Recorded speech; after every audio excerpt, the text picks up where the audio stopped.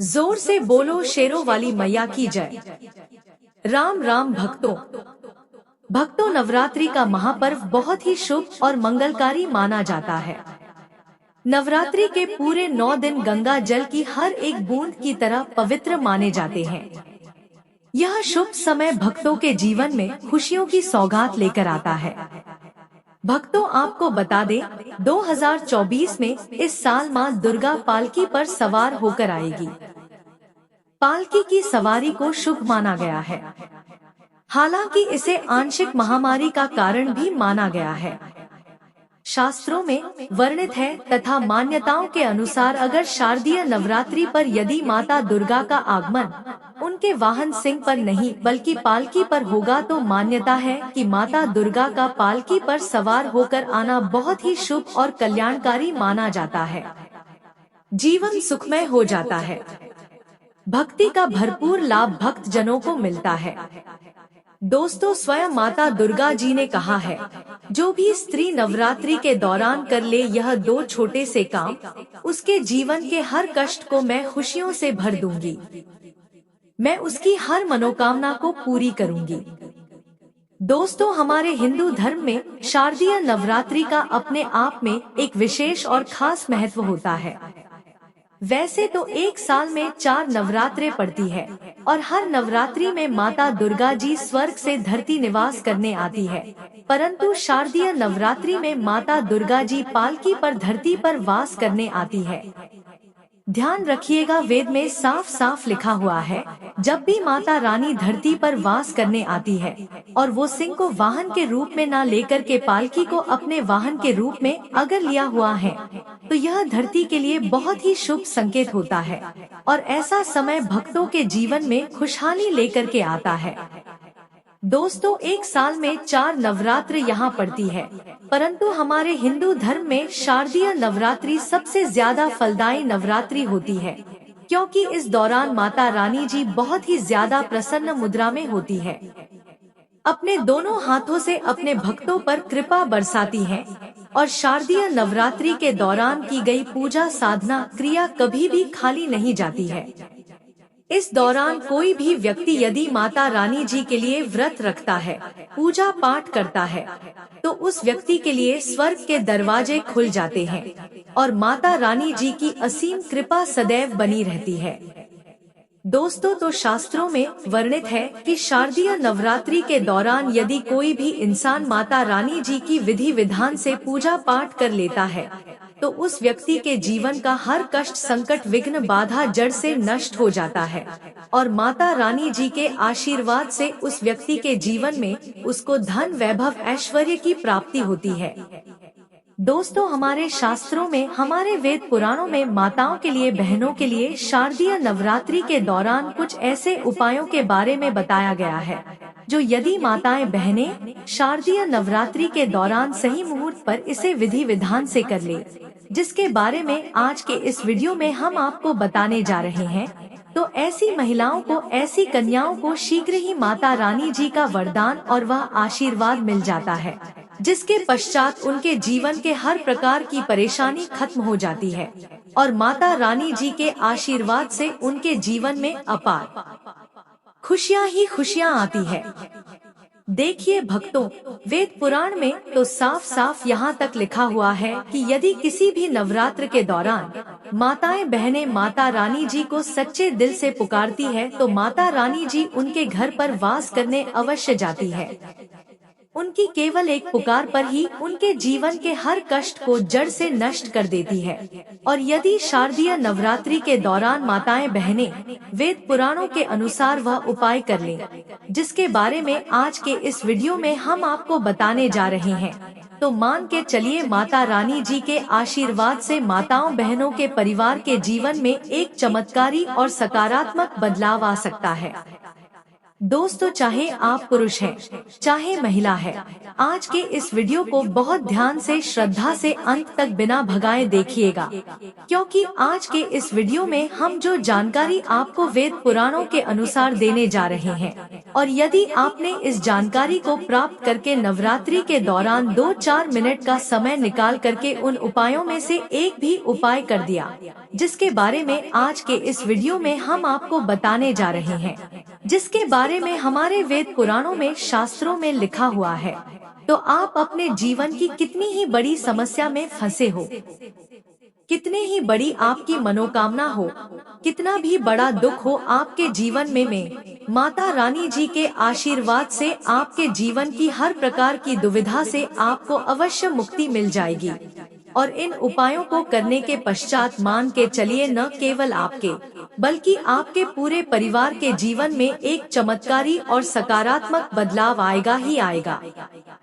फिर हम आपको इस वीडियो में बताएंगे कि नवरात्रि के दौरान वह कौन सी ऐसी चीजें हैं जो यदि किसी भी घर की महिला कन्या कर लेगी तो मान के चलिए माता रानी जी की असीम कृपा उस महिला पर, उस कन्या पर सदैव बनी रहेगी। माता रानी जी के आशीर्वाद से वह महिला अपने जीवन के हर प्रकार के कष्टों से मुक्त होगी और इसके जीवन में माता रानी जी के आशीर्वाद से उसको बहुत सुखों की प्राप्ति होगी। इसीलिए इस वीडियो को लास्ट तक, अंत तक न केवल अपने लिए बल्कि अपने पूरे परिवार के भले के लिए देखिएगा। और यदि आप चाहते हैं कि माता रानी की कृपा सदैव आपके और आपके परिवार पर बनी रहे, माता रानी जी के आशीर्वाद से आपके जीवन में धन की वर्षा हो और आपको कभी भी अपने जीवन में किसी भी प्रकार की परेशानी का सामना न करना पड़े, माता रानी जी की कृपा से आपके घर की बरकत हो, आपके घर की उन्नति होगी, तो दोस्तों पूरी सच्ची श्रद्धा और पूरे विश्वास के साथ कमेंट बॉक्स में जय माता दी, जय माता रानी अवश्य लिखिए। तो भक्तों, यदि आप महिला हैं, यदि आप कन्या हैं, तो कुछ ऐसी गलतियां हैं जो वेद पुराणों के अनुसार आपको शारदीय नवरात्रि के दौरान भूलकर भी नहीं करना चाहिए, वरना माता रानी जी आपसे रुष्ट हो जाएंगी और कभी भी आपके घर पर वास करने नहीं आएगी। तो वह कौन सी गलतियां हैं जो आपको शारदीय नवरात्रि के दौरान नहीं करनी चाहिए? तो सबसे पहले तो आप इस बात का ध्यान रख लेना, यदि आप अपने घर पर कलश स्थापना करने जा रहे हैं, यदि आप अपने घर पर माता रानी जी के लिए अखंड ज्योति जलाने जा रही है, या आप माता रानी जी के लिए चौकी लगाने जा रही है, तो इस बात का ध्यान रखिएगा, कभी भी माता रानी जी की अखंड ज्योति को बूझने मत दीजिएगा। दूसरा, यदि आप कलश स्थापना करने जा रही है तो जटा वाला नारियल का प्रयोग कीजिएगा जिसमें पानी होता है। आप इस बात का ध्यान रखिएगा, जो आप माता रानी जी के लिए चौकी लगाने जा रही है, वह चौकी कभी भी छोड़कर मत जाइएगा। देखिए, चौकी यदि आपने घर पर लगाया है तो चौकी को कभी भी खाली मत छोड़िए, यह बहुत ही ज्यादा अशुभ बताया गया है, इससे माता रानी रुष्ट हो जाती है। दूसरा, आपको इस बात का ध्यान रखना होगा कि यदि आप माता रानी जी की चौकी घर पर लगाने जा रही है तो केवल लाल कपड़े पर ही लगाइएगा। बहुत से लोग गलती यह कर बैठते हैं कि वह माता रानी जी की चौकी लगाते हैं, पूजा पाठ करते हैं, परंतु चौकी पर पेपर लगा देते हैं, पेपर रख कर के चौकी लगा देते हैं। यह हमारे वेद पुराणों में बहुत ही अशुभ बताया गया है। यदि आप भी पेपर रख कर के माता रानी जी के लिए चौकी लगा रहे हैं तो इससे माता रानी आपसे रुष्ट हो सकती थी और कभी भी आपके घर पर वह वास करने नहीं आएगी। हाँ, माता रानी की चौकी यदि आप लगा रही है तो लाल कपड़े पर लगाइए, इस बात का ध्यान रखिएगा। ऐसे लाल कपड़े का प्रयोग कीजिएगा जो पहले कभी भी प्रयोग न हुआ हो। तीसरा, इस बात का आप लोगों को ध्यान रखना होगा, जब भी आप माता रानी जी की पूजा पाठ करने जा रही है, माता रानी जी की आपने चौकी लगाई है तो वहाँ पर कभी भी काले कपड़े का प्रयोग मत कीजिएगा, या माता रानी जी की पूजा पाठ करते वक्त काले कपड़े का धारण मत कीजिएगा। यह बहुत ही ज्यादा अशुभ बताया गया है। इससे माता रानी की शीघ्र ही रुष्ट हो जाती है। देखिए भक्तों, इस बात का आपको ध्यान रखना होगा कि आपने इस नवरात्रि के दौरान 9 के 9 दिनों का व्रत रखा हुआ है। तो 9 के 9 दिन आप लोगों को माता रानी जी के 9 अलग अलग स्वरूपों को अलग अलग प्रकार के फल को अर्पित करना होगा। माता रानी जी के 9 अलग अलग स्वरूपों को आपको अलग अलग प्रकार के फूल अर्पित करना होगा, क्योंकि माता रानी जी की 9 अलग अलग स्वरूपों की पूजा पाठ की जाती है इस नवरात्र के दौरान। और हाँ, यदि आपने 9 दिन का व्रत रखा है तो पेट भर कुछ भी मत खाइए, क्योंकि जिस व्रत में तपस्या न हो, संघर्ष न हो, वह व्रत कभी भी फल नहीं देता है। आप यदि इन बातों का ध्यान रखें तो माता रानी जी की कृपा आपको अवश्य मिलेगी। नवरात्रि के पूरे 9 के 9 दिन में घर में किसी भी व्यक्ति को नाखून काटने नहीं दीजिएगा। नाखून काटने वाली मशीन का प्रयोग नहीं करने दीजिए, यह बहुत ही ज्यादा अशुभ बताया गया है। इसी प्रकार से भक्तों, आप लोगों को इस बात का ध्यान देना होगा कि माता रानी जी की पूजा में किसी भी तरीके के चमड़े की चीज का प्रयोग मत कीजिएगा। देखिए भक्तों, होता क्या है कि बहुत सी माताएं बहनें नवरात्रि का व्रत रखती हैं, माता रानी जी के मंदिर जाती है, चौकियों पर जाती हैं, तो आप लोग इस बात का ध्यान रखिएगा। कृपया करके आप लोग कभी भी माता रानी जी के पंडाल पर जा रही है तो आप किसी भी चमड़े वाली चीज का प्रयोग मत कीजिएगा, जैसे बटुआ हो गया, बेल्ट हो गया, चप्पल हो गई। चमड़े वाली चीजों से आप लोगों को दूर रहना होगा। इस बात का आप लोगों को विशेष करके ध्यान रखना होगा। और आप लोगों को इस बात का ध्यान रखना होगा कि यदि आप नवरात्रि के 9 के 9 दिन का व्रत रख रही हैं, तो कृपया करके दोपहर में सोइएगा नहीं। नवरात्रि के 9 दिन कभी भी दोपहर में सोया नहीं जाता है। यदि भक्तों आपने व्रत रखा है तो ये कुछ ऐसी बातें हैं जिनका यदि आप लोग विशेष करके ध्यान रखेंगे तो आपके जीवन में आपको किसी भी प्रकार की परेशानी का सामना नहीं करना पड़ेगा और माता रानी जी की आपको कृपा भी मिलेगी। आपके व्रत का पालन करके आपको करोड़ों गुना लाभ मिलेगा। माता रानी जी का आपको आशीर्वाद मिलेगा। तो सबसे पहले आपको इस बात का ध्यान रखना होगा कि यदि आप माता रानी जी के लिए 9 दिन का व्रत रखने जा रही हैं, तो आपको लाल कपड़े पहन करके माता रानी जी की पूजा करनी होगी। देखिए, माता रानी जी को लाल रंग बहुत ही प्रिय है।